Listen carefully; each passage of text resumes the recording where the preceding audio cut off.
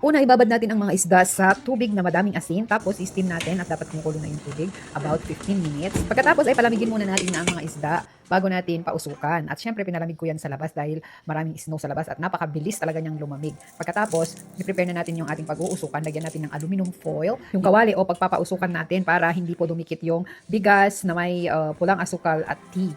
And then, ang ginawa ko nga, naglagay din ako ng nagbabagang uling. Kumuha ako sa wood stove ni Afam, tapos binuhusan ko siya ng olive oil. Social, di ba?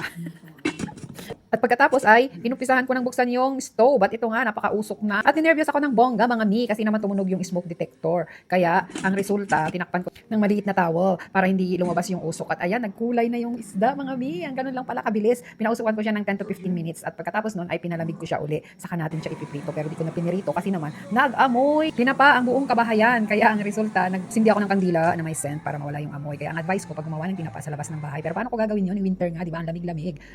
Thank you for watching, guys.